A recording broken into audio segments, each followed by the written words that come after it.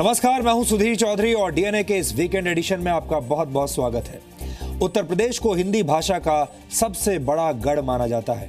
उत्तर प्रदेश ने इस देश को हिंदी के सबसे बड़े साहित्यकार दिए हैं, लेकिन इस बार 10वीं की परीक्षा में उसी उत्तर प्रदेश में हिंदी विषय में करीब 5 लाख से ज्यादा छात्र फेल हो गए। इस खबर ने हमें बहुत चोट पहुंचाई, हमें बहुत चिंतित किया। आज हिंदी दिवस नहीं है, लेकिन इसके बावजूद आज हम हिंदी के विषय पर बात करना चाहते हैं, क्योंकि हम हिंदी के बहुत बड़े पक्षधर हैं और हमारे लिए हर दिन ही हिंदी दिवस होता है। हम आप सबको रोज हिंदी में खबरें दिखाते हैं और आपसे हर रोज हिंदी में ही बातें करते हैं। जिस उत्तर प्रदेश में भाषा के तौर पर हिंदी की पूजा होती हो, वहां की नई पीढ़ी हिंदी से परहेज करे तो ये अपने आप में एक भाषाई आपातकाल है। समाज से लेकर सिस्टम तक सबने हिंदी के साथ सौतेला व्यवहार किया है। हिंदी बोलने, लिखने और समझने वालों के मुकाबले अंग्रेजी का इस्तेमाल करने वालों की सामाजिक प्रतिष्ठा कहीं ज्यादा मानी जाती है और यही बात हमें हिंदी भाषा से लगातार काट रही है। उत्तर प्रदेश में जब हम इस विषय पर छात्रों से बात कर रहे थे तो हमें उनमें हिंदी के प्रति कोई खास लगाव या उत्साह दिखाई नहीं दिया। सबको ये लगता है कि अंग्रेजी पढ़कर करियर में जितना फायदा हो सकता है उतना हिंदी पढ़ने से नहीं होता।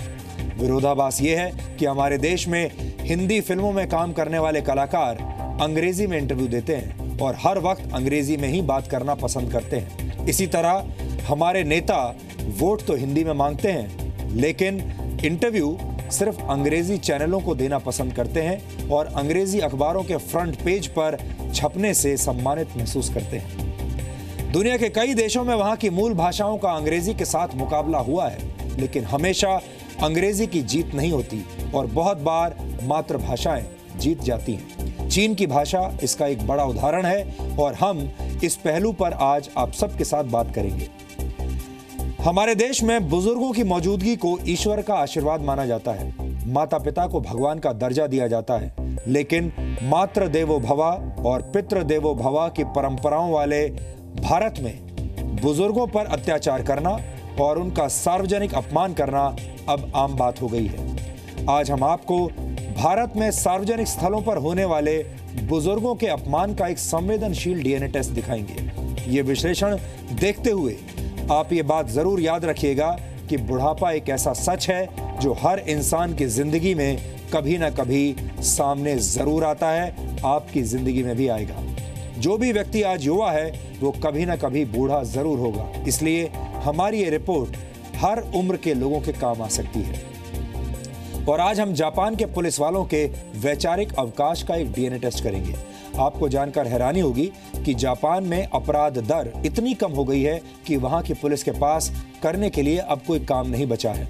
ऐसा कैसे संभव हुआ, इसका जवाब आपको थोड़ी देर में मिलेगा। लेकिन आज का डीएनए टेस्ट शुरू करने से पहले देखते हैं आज की तमाम बड़ी खबरें नॉन स्टॉप न्यूज में।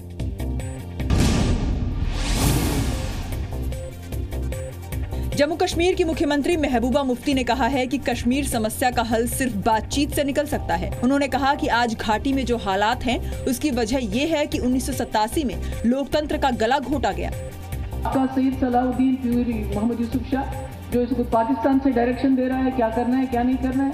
आपके यासीन मलिक साहब, आपके दूसरे कितनों के मैं नाम ले लूं। ये तो जमहूरियत का गला घोटने का ही सबसे बड़ी वजह है कि जो हम इसको जम्मू कश्मीर में ये मुसीबत देख रहे हैं।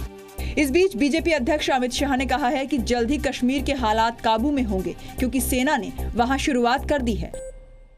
89 से 2017 तक बहुत सारे ऐसे पेचीज आए हैं, 4 महीने के, 6 महीने के, 8 महीने के, 1 साल के, जिसमें ये समस्या सरफेस पर आई है। मुझे भरोसा है कि कश्मीर के अंदर बहुत जल्द पूर्ववत स्थिति होगी। अमित शाह ने भारत पाक के बीच द्विपक्षीय क्रिकेट सीरीज की संभावना भी खारिज की है। जम्मू कश्मीर के अनंतनाग में पुलिस टीम पर हमला लश्कर-ए-तैयबा के कमांडर बशीर लश्कर की टीम ने किया था।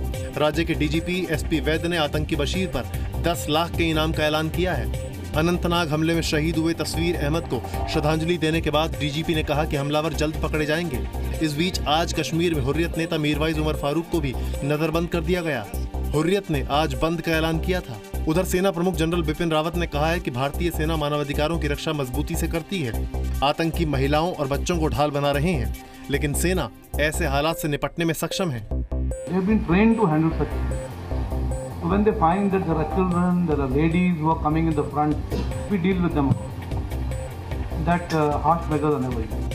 आज पंजाब के होशियारपुर में शहीद बख्तावर सिंह को अंतिम विदाई दी गई। कल जम्मू कश्मीर के नौशेरा में वो पाकिस्तान की फायरिंग में शहीद हुए थे।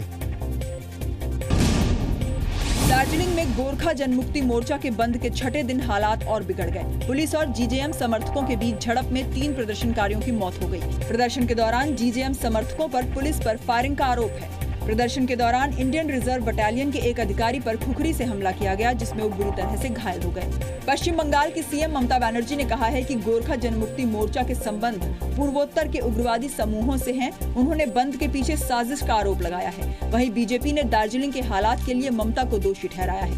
देखिए, पहाड़ में आग लगाया ममता बनर्जी, आग बुझाने के लिए उनको आगे आना चाहिए। दिन प्रतिदिन पहाड़ का स्थिति खराब हो रहा है। जीजेएम चीफ बिमल गुरुंग ने पुलिस पर समर्थकों को परेशान करने का आरोप लगाया है और आंदोलन तेज करने की धमकी भी दी है। कानपुर में आज प्रदर्शनकारियों और पुलिस के बीच हिंसक झड़प हो गई। पुलिस ने NH2 जैम कर रहे प्रदर्शनकारियों पर लाठीचार्ज कर दिया, जिसके बाद भीड़ उग्र हो गई और लोगों ने पुलिस पर पथराव कर दिया। कई पुलिस वालों को भीड़ ने बुरी तरह पीटा। हिंसक झड़प में पुलिस वालों समेत कई लोग घायल हुए हैं। गुरुवार रात को एक प्राइवेट अस्पताल में वार्ड बॉय ने कथित तौर पर छात्रा को नींद का इंजेक्शन देकर रेप किया था। लोग आज अस्पताल को सील कराने की मांग को लेकर प्रदर्शन कर रहे थे, लेकिन हालात बिगड़ गए। पुलिस ने आरोपी वार्ड बॉय यूसुफ को गिरफ्तार कर लिया है। हालात को देखते हुए इलाके में और पुलिस फोर्स के साथ PAC को भी तैनात किया गया है।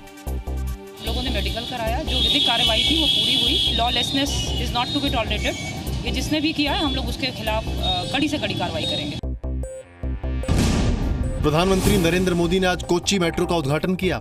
इस दौरान केंद्रीय शहरी विकास मंत्री वेंकैया नायडू, केरल के राज्यपाल पी सदाशिवम और केरल के मुख्यमंत्री पिनियारी विजयन भी मौजूद थे। मोदी ने मेट्रो में सफर भी किया।